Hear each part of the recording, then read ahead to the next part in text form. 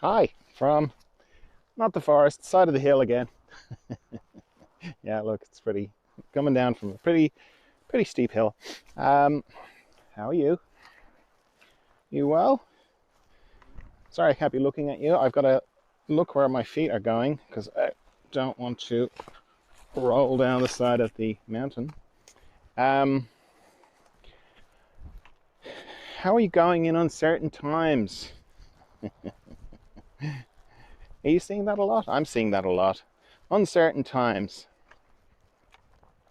which may be true for other people, but I don't think it's true for you. It's certainly not true for me because I've sort of been with that knowledge, because it's knowledge really, uh, for a long time, that anything could happen at any moment, anything could change at any moment.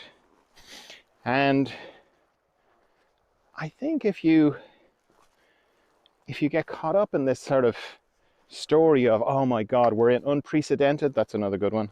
That might be true, actually, unprecedented, but I'm not really sure, but certainly uncertain times, because times have always been uncertain. Anything could happen at any time. And what everybody is kind of up against at the moment is just facing that, because it's kind of terrifying, because we're predisposed to think about any like bad thing could happen. It's just kind of the way our nervous system and our brain is wired. It's a kind of self-protective thing. It's understandable, but we're bigger than that.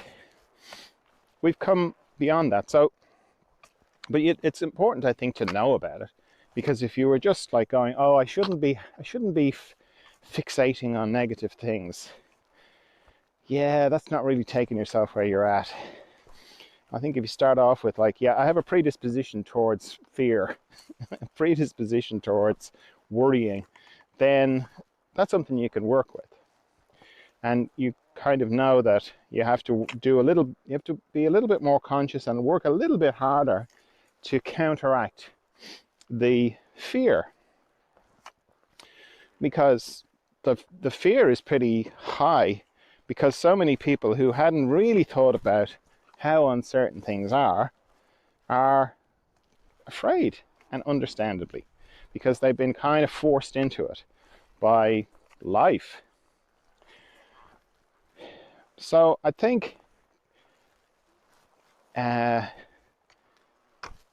if you don't get distracted by what's happening outside externally, which is kind of saying to you, oh, we're living in uncertain times. Like the times, 2 years ago, 3 years ago, weren't uncertain. They were. Of course they were. Like, I'm of an age where I grew up in my teenage years. It was a very real fear that we were going to have a nuclear war. I know that sounds kind of crazy now because it seems so far away of an idea, and almost seems like, oh, isn't that what was going on in the 50s? No, no.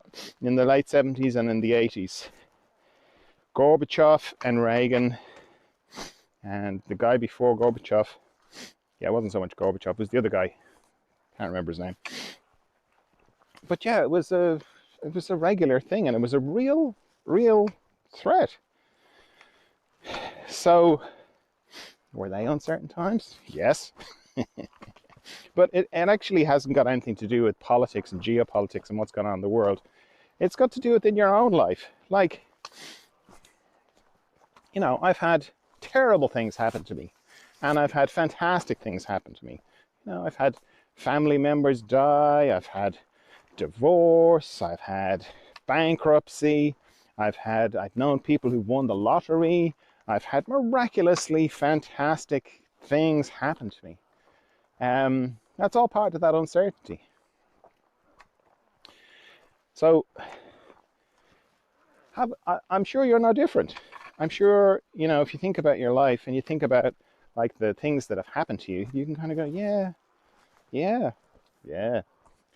And uh, you can see that life has been uncertain the whole way through, and it continues to be uncertain. And even if, you know, the general kind of atmosphere around is like, oh, things have gone back to normal. that's well, that's not true. Number one, or there was no normal. It was all uncertain all the time. And even though initially that can be a bit, you know, I want a bit of certainty, but it seems like we're being all encouraged to let go of that idea of certainty, that there is no certainty, and that every moment anything could happen.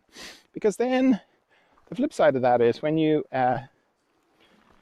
really come into that, then you start to appreciate the moments because you don't know what's going to happen next, which is true. You don't kind of delay noticing beauty. You don't put it off like, oh, I'm busy. I'm on the way to a very busy, important meeting because I'm a very busy and important person. You kind of go,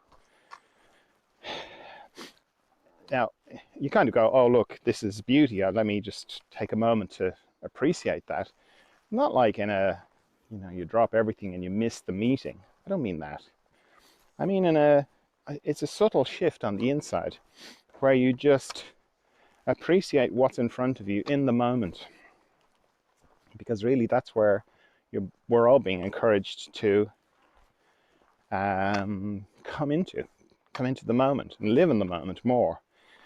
Because once you realize that everything is uncertain, once you realize that for yourself, not because somebody externally to you is telling you that, but because you realize it yourself, and you get over the initial, like, I don't want to think about that, that's too disturbing, I want certainty.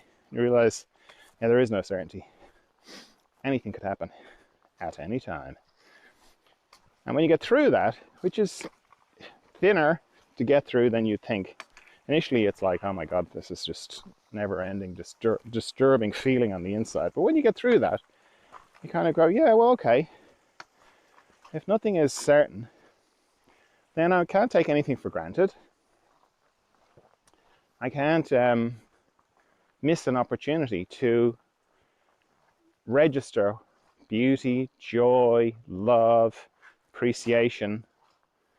You know, it's the cliche of, you know, we interviewed 100 old-timers in an old-timers resort, and here's the 10 things they regretted. And they always say, I didn't smell the roses, or some cliche like that. But that is part of that old kind of feeling of certainty, because we're all the old-timers now. I don't mean age-wise, but we're all up against what the old-timers are up against now, which is they're realizing that their life is coming to an end in one way, but that also brings them more into the moment. And they're kind of going, well, what was important? What was important in life, and what did I miss? I missed all the roses. So, uncertain times, the idea of uncertain times, and the hype around uncertain times, it's actually a lovely opportunity to smell the roses. Oh my God, what a cliche. But you know what I mean. Come into the moment. Because you're with the big movement of life. That's what life wants. Like what I was saying about the unprecedented thing. I mean, what unprecedented? So precedent. Yeah, okay. But anyway, we haven't been in times like this before where we're all going through the same thing, or roughly the same thing at the same time. So that to me is a very clear indication that this is what life wants to happen. It wants us to help us come more into the moment, and to don't get stuck on the threshold, which is unprecedented times. It's all so uncertain. What are we going to do? To not get stuck there, but to keep going through it. It's not a deep doorway. It's only a little threshold. Get through that into living with that, going, yeah, anything could happen. So what is happening? What's happening right now? Because right now is all you've got. And you're going to go, yeah, well, this is lovely. I mean, look at me. I'm in this lovely place. Beautiful nature all around. Having this lovely chat with you. And I mean, my body works. That's great, isn't it? I've got, you know, hair. I've got a circulation system. My legs are working. I've got air. The air is beautiful. Just passing a lovely river. Yeah, see that? Beautiful, beautiful river sound. I mean, people pay money for that. They download it on apps and go asleep to it. Oh, I've got it just here. So I'm sure you've got the same thing going on for you. That's what's happening in the moment. And that's what you'll miss if you get stuck on the uncertain times. All right. Have a lovely day, evening, life, whatever. Wherever you're watching this. Have a lovely time. And I'll talk to you again soon. Bye.